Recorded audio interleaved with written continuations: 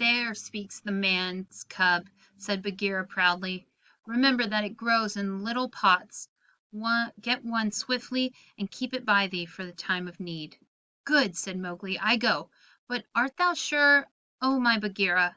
He slipped his arm around the splendid neck and looked deep into the big eyes. "Art thou sure that all this is Shere Khan's doing?" "By the broken lock that freed me, I am sure, little brother." "Then by the bull that bought me, I will pay Shere Khan full tale for this, and it may be a little over," said Mowgli, and he bounded away. "That is a man. That is all a man," said Bagheera to himself, lying down again. "Oh, Shere Khan never was a blacker hunting than that frog hunt of thine 10 years ago." Mowgli was far and far through the forest, running hard, and his heart was hot in him.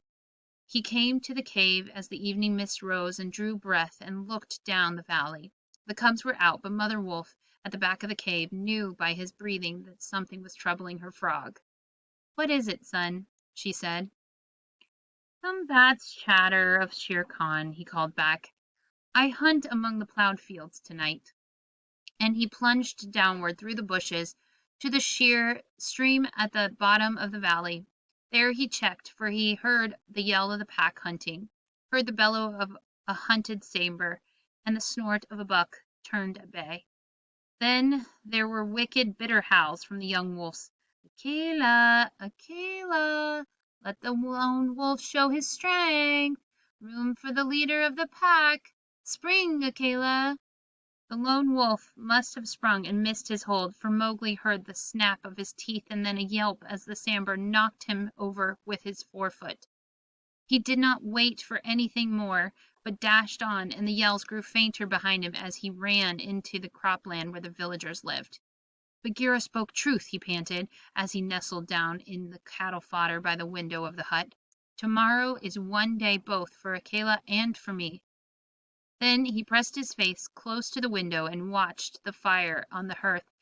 He saw the husbandman's wife get up and feed it in the night with black lumps, and when the morning came and the mists were all white and cold, he saw the man's child pick up a wicker pot plastered inside with it earth, fill it with lumps of red-hot charcoal, put it under his blanket, and go out to tend the cows in the byre.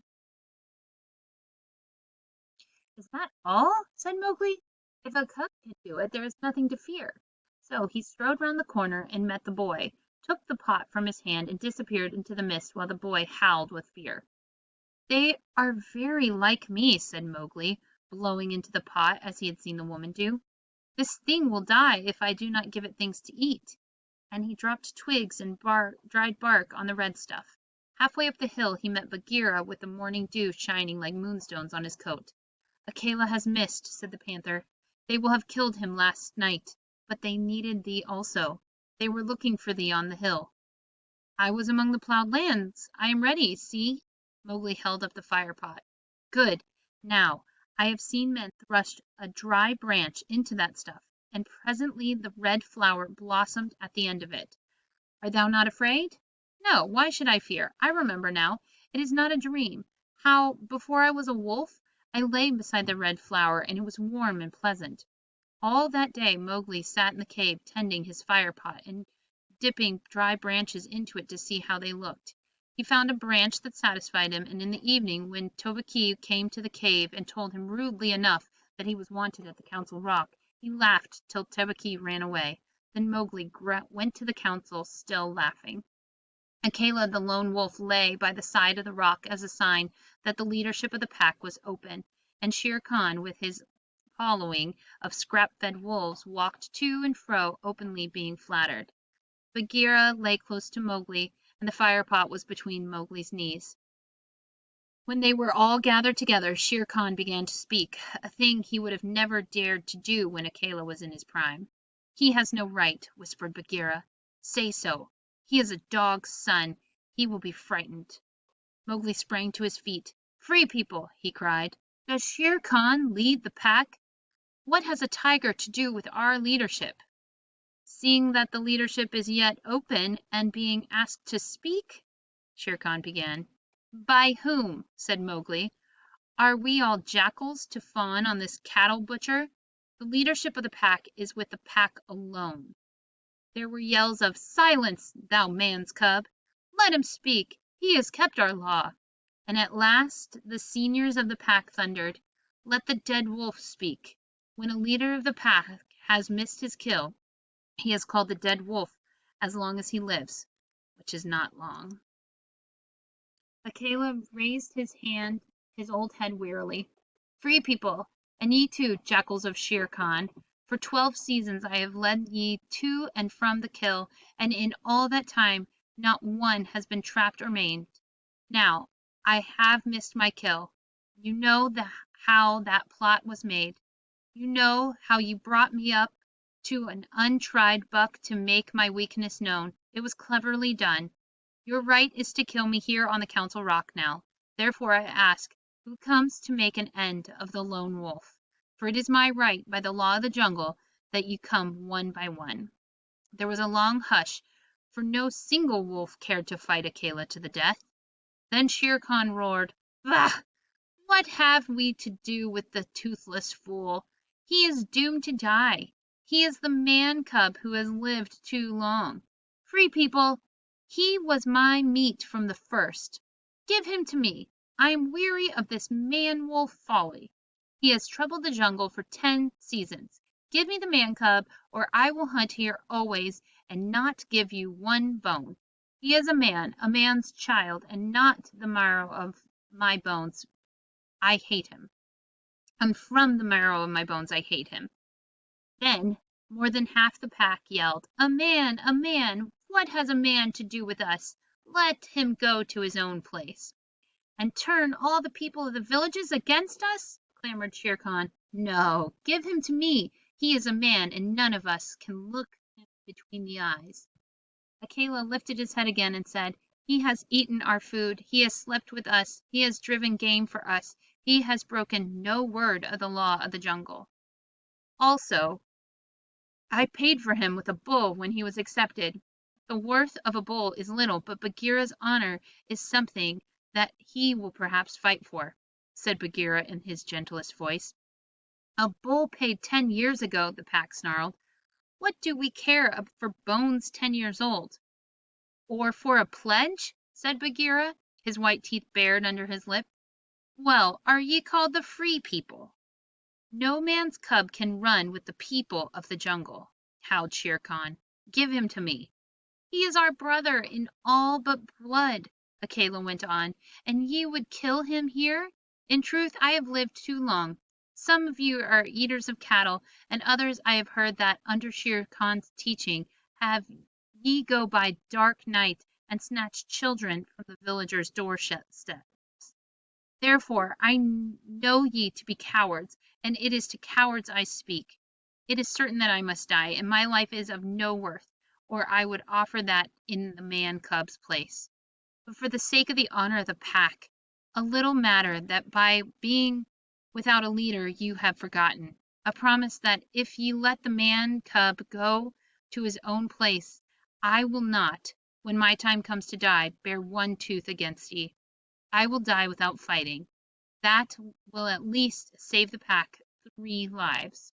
More than I cannot do, but if ye will, I can save ye the shame that comes from killing a brother against whom there is no fault, a brother spoken for and bought into the pack according to the law of the jungle." "He is a man! A man! A man!" snarled the pack, and most of the wolves began to gather around Shere Khan, whose tail was beginning to switch. "Now the business is in thy hands," said Bagheera to Mowgli. "We can do no more except fight." Mowgli stood upright, the fire pot in his hands. Then he stretched out his arms and yawned in the face of the council. But he was furious with rage and sorrow, for, wolf-like, the wolves had never told him how they hated him. "Listen, you!" he cried. "There is no need for this dog's jabber. Ye have told me so often tonight that I am a man, and indeed I would have been a wolf with you to my life's end. That I feel your words are true.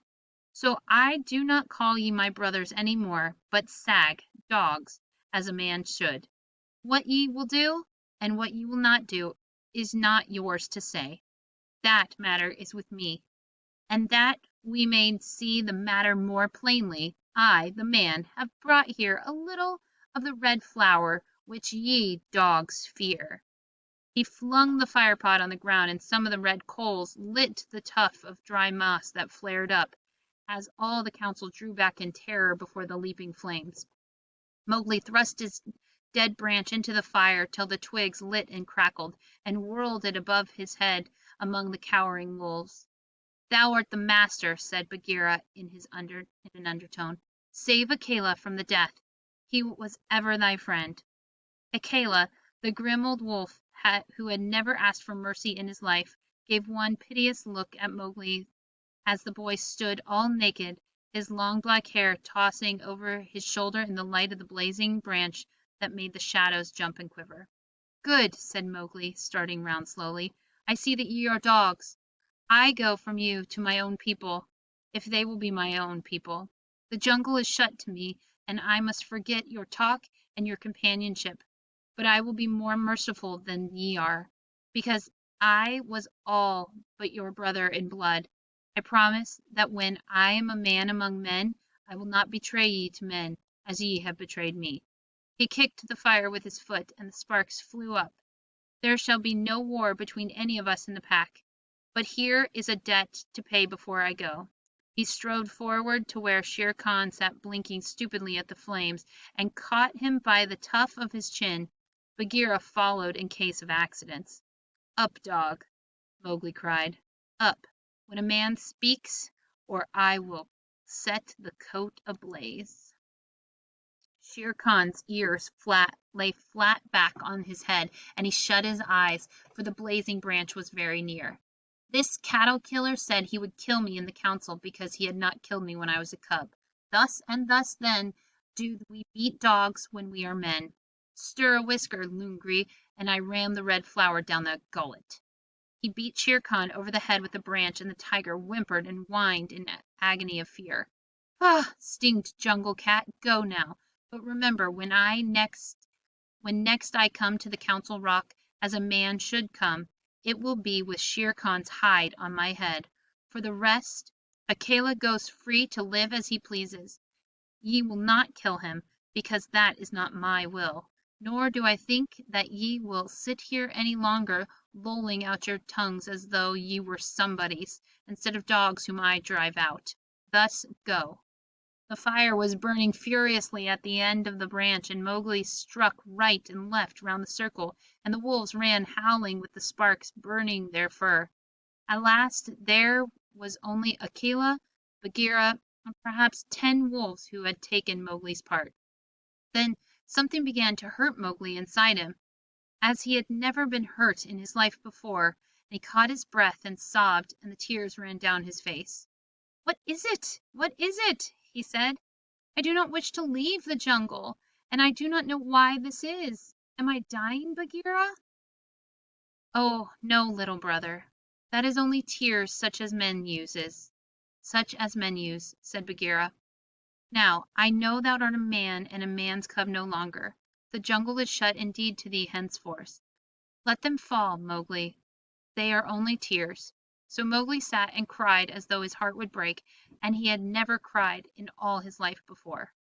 "Now," he said, "I will go to men, but first I must say farewell to my mother." And he went to the cave where she lived with Father Wolf, and he cried on her coat, while the 4 cubs howled miserably. "Ye will not forget me?" said Mowgli. "Never while we can follow a trail," said the cubs. "Come to the foot of the hills when thou art a man, and we will talk to thee, and we will come into the croplands to play with thee at night." "Come soon," said Father Wolf. "Oh, wise little frog, come again soon, for we be old, thy mother and I." "Come soon," said Mother Wolf, little naked son of mine, "for listen, child of man, I loved thee more than I ever loved my cubs." "I will surely come," said Mowgli, "and when I come to it will be to lay out Shere Khan's hide upon the council rock. Do not forget me. Tell them in the jungle never to forget me."